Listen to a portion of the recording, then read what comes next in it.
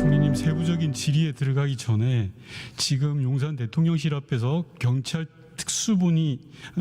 경찰이 압수수색을 집행하려고 하는데 대통령실과 경호처가 막고 있다는 사실 혹시 알고 계십니까? 모르고 있습니다. 막아서 되겠습니까? 글쎄요. 법의 집행은 이루어져야 되지 않을까 그렇게 생각합니다. 법의 집행이 이루어져야 되는 게 아니라 지금은 총리께서 단호하게 이야기하셔야 됩니다. 모든 법 앞에 평등하다고 했습니다. 대통령만 예외일 수 없습니다. 내란죄라는 중범죄를 저질렀다면 당연히 압수수색을 받아야 됩니다. 그렇지 않습니까, 총리님? 또 그 대통령실로서의 전체적인 그렇게 할 수 없는 어떤 뭐 규정이나 이런 것들이 뭐 있지 않을까. 총리님의 그런 생각이 오늘의 내란을 만들었다고 생각하지 않습니까? 질의하겠습니다. 조금 전에 총리께서 이야기하셨습니다. 이번 비상계엄과 관련해서 국무회의가 제대로 이루어지지 않았다라고 말씀하셨습니다. 그 말씀 맞습니까?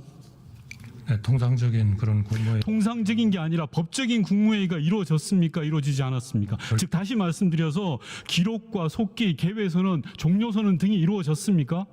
이루어지지 못했다고 생각합니다. 그러면 그건 국무회의가 아닙니다. 인정하십니까? 뭐 의원님의 말씀에도 타당성이 있다고 생각합니다. 정확하게 말씀하십시오. 이번 비상계엄을 선포한 국무회의는 국무회의가 아닌 게 맞죠? 뭐 저는 의원님의 말씀에 동의합니다. 좋습니다. 비상계엄을 제안한 사람이 대통령입니까? 아니면 국방부 장관입니까?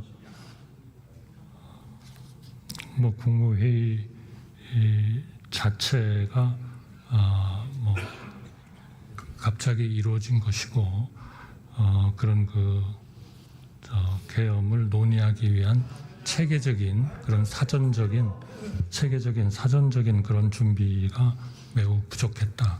자, 덧붙여서 한 가지 묻겠습니다. 비상계엄 이외에 다른 것이 국무회의에서 논의된 적 있습니까? 즉 그만둔 행정안전부 장관은 계엄사령관을 국무회의에서 논의하지 않았다라고 이야기했습니다. 즉 비상계엄 이외의 다른 이슈들에 대해서 단 하나라도 논의된 게 있습니까? 없습니다. 자, 좋습니다. 그리고 아까 총리께서는 총리를 비롯한 모든 국무위원들이 반대하셨다고 했습니다. 아쉽습니다. 총리께서는 평생을 공직에 계셨죠. 네, 정말 많은 그런 고통을 받고 있습니다. 예, 그게 말로 되는 문제가 아니라고 생각합니다. 저를 밟고 가라고 해야 됩니다. 제 목을 베고 가라고 들어 누워야 되는 게 바로 국무총리입니다. 그 자리가 그렇게 무서운 자리고 무거운 자리입니다. 뒤쪽에 앉아 계신 국무위원들 마찬가지입니다. 국무위원 배지가 그냥 주는 게 아닙니다. 그런데 지금 여러분들 하시는 모습을 보면 끝나고 나서 잘못했다 그렇게 생각하지 않는다라고 생각합니다. 그래가지고 후배들이 전혀 배울 게 없습니다. 총리 그렇게 생각하지 않습니까? 동의합니다. 총리께서 그리고 모든 국무위원들이 반대한다고 했을 때 윤석열 씨는 내 결단이다, 내가 알아서 하겠다, 그리고 자리를 박차고 나간 게 맞습니까? 박찬 것은 아니고요. 또 대통령님이 어떻게 말씀하셨느냐 하는 것은 그거는 일정한 앞으로의 뭐 수사 과정이나 여러 과정을 통해서 말씀하시게 하는 게 그게 저는 맞다고 생각합니다. 좋습니다. 제가 지금 그거를 말씀하시기는 좀 어렵다고 생각합니다. 왜냐하면 상식적이지 않지 않습니까? 총리님, 총리님을 비롯한 10명의 국무위원들이 다 반대를 했습니다. 목을 내 걸고라도 반대를 했다라고 이야기하는 사람도 있습니다. 그런데 대통령은 그걸 무시하고 자리를 박차고 나간 겁니다. 그게 상식적입니까? 그게 일국의 대통령의 온당한 자세입니까? 총리님? 저는 그 모든 것은 일정한 그런 수사 과정을 거쳐서 자, 좋습니다. 일이라고 생각합니다. 총리께서는 국무회의에서 대통령의 계엄 선포를 막지 못한 것에 대해서 지금 후회하고 계십니까? 네, 후회합니다. 다시는 그런 후회를 하지 않았으면 좋겠습니다. 지금부터는 이번 비상계엄이 왜 불법이고 위헌인지 하나하나 따져보겠습니다. PPT를 보면서 보시면 되는데요. 첫 번째로 총리께서는 12.3 내란 사태가 처음부터 끝까지 저는 위헌이라고 생각을 합니다. 이번 비상계엄 선언이 위헌적이고 위법하다는 것에 대해서 동의하십니까?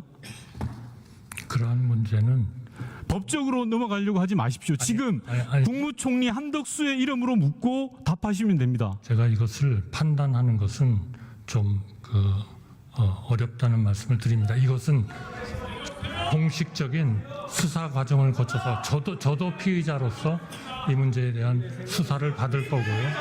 또 대통령님도 받으실 거고요. 총리님, 그런 과정을 거쳐서 이 법에 대한 총리님, 조치에 대한 피의자로서 구속되는 게 두려우십니까? 아닙니다. 저도 그러나 판단을 피의자로서 구속되고 징역살이 하는 게 두려우십니까? 그러려면 제대로 막았어야 됩니다. 총리님의 생각을 묻는 겁니다. 제가 두려운 것이 좋습니다. 다음 질의하겠습니다. 비상계엄의 상황과 요건입니다. 역대 비상계엄 선포 사례입니다. 역대로. 자, 여수 순천 사건, 4.3 사건, 6.25 전쟁, 4.19 혁명, 6.3 항쟁, 10월 유신, 2024년 12월 3일이 과거 사례와 유사한 게 단 하나라도 있습니까, 총리님? 제가 그렇게 철저하게 검토를 하지는 못했습니다. 지금 상황에 대해서 묻는 겁니다. 말이 됩니까 그게? 자, 다시 또 묻겠습니다.